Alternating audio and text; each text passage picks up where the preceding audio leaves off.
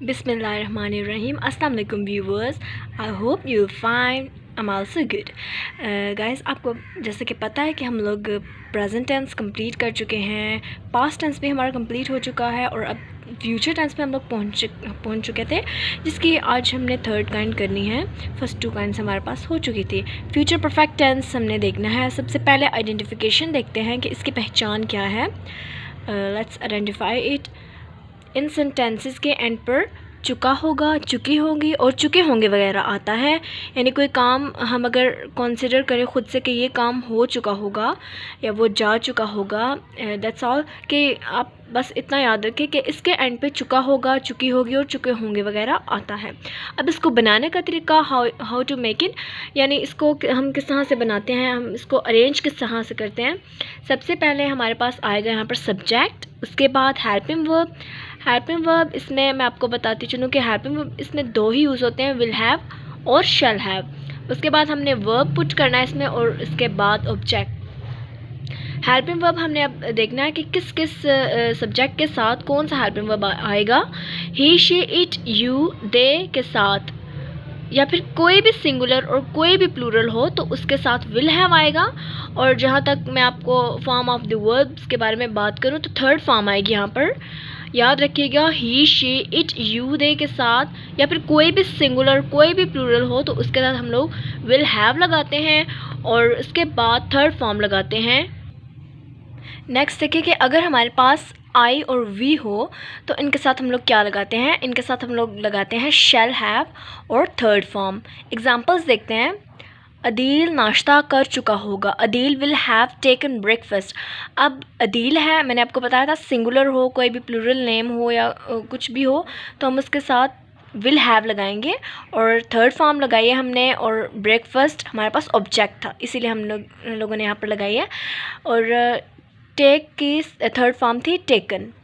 Next देखते हैं example. मैं नमाज़ पढ़ने जा चुका हूँगा, आई शिल हैव गॉन फॉर प्रेयर।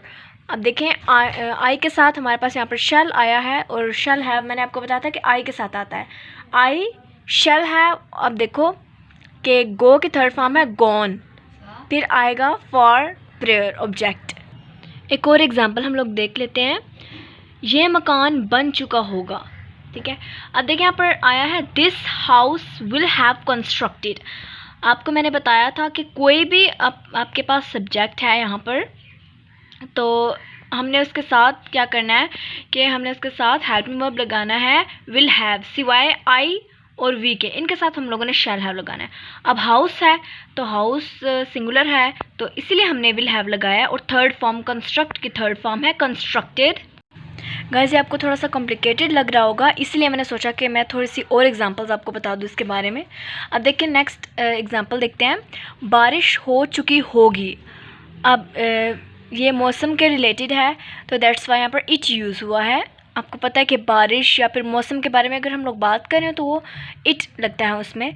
बारिश हो चुकी होगी, इट विल हैव रेन्ड। अब इट लगा है, सिंगुलर है इट, तो इसके साथ मैंने आपको बताया कि विल हैव लगेगा, इट विल हैव और रेन्ड सिंपल। वो मौसीकी सुन चुके होंगे, मौसीकी यानी गाना या म्यूज़िक, ठीक है। They will have listened music, they will have listen music. अब देखिए दे आया है, दे के साथ विल हैव आता है और लिसन की थर्ड फॉर्म लिसन आई है और यहाँ पर म्यूज़िक आ गया है, they will have listen music. Fatima काम कर चुकी होगी, Fatima will have done the work. अब फातिमा है, फातिमा सिंगुलर है बेशक लेकिन इसके साथ विल हैव आएगा, फातिमा विल हैव। और उसके बाद डू की थर्ड फॉर्म है done, Fatima will have done the work, object आया है वर्क।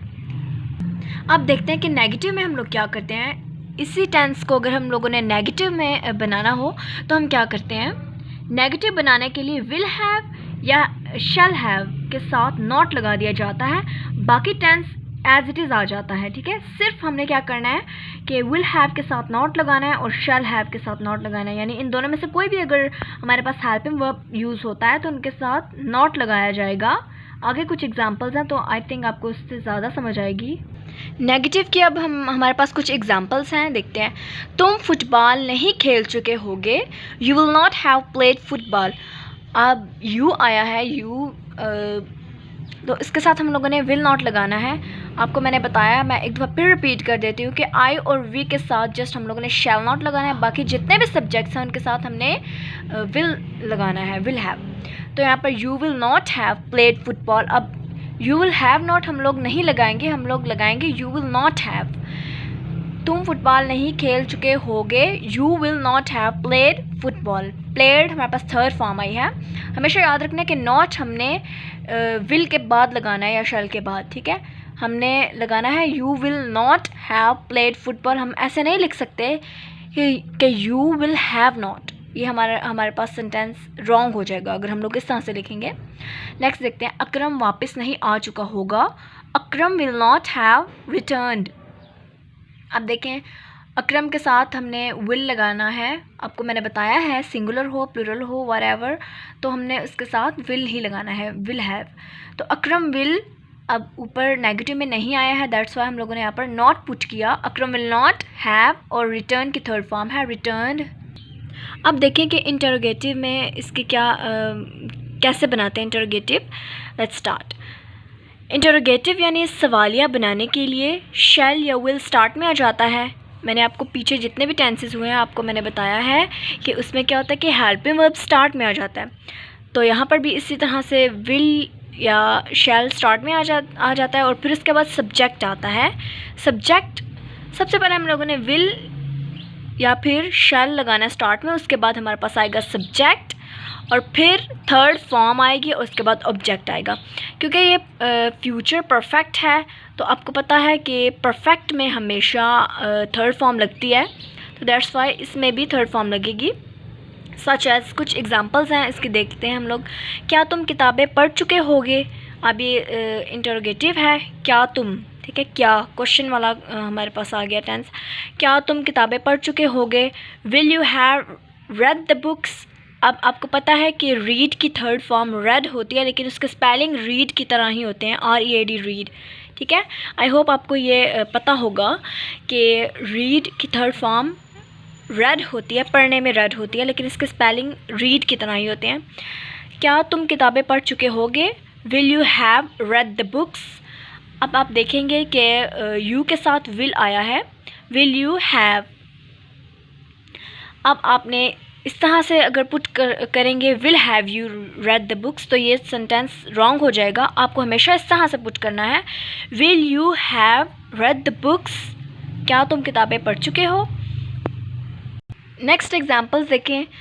हम क्यों नहीं वहाँ जा चुके होंगे। Why shall we have not gone there.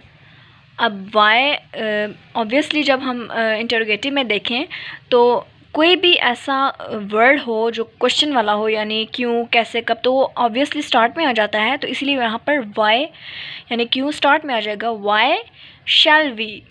अब शैल वी हैव नॉट, अब गो की थर्ड फॉर्म है गॉन और देयर वहाँ आया था ऊपर, इसीलिए यहाँ पर देयर लगा। Why shall we have not gone there. Next देखते हैं, असलम क्यों खिलौने तोड़ चुका होगा। Why will Aslam have broken toys. अब असलम के साथ विल आया है, सिंगुलर है, इसीलिए यहाँ पर विल आया है। वाई विल असलम, हमेशा याद रखें कि सब्जेक्ट पुट करना है, यानी असलम यहाँ पर सब्जेक्ट है, उसके बाद हम लोगों ने हैव लगाना है क्वेश्चन में। वाई विल असलम हैव, अब ब्रेक होता है तोड़ना और उसकी थर्ड फॉर्म है ब्रोकन, तो दैट्स वाई हम लोगों ने इसीलिए यहाँ पर पुट किया और toys as it is. Why will Aslam have broken toys. I hope guys आज का लेक्चर आप लोग को मेरा समझ आया होगा, और अगर मेरा लेक्चर आपको समझ आया है तो प्लीज़ इसको लाइक करें, शेयर करें, सब्सक्राइब करें और अपना ख्याल रखिएगा। थैंक्स गाइज़, अल्लाह हाफिज़।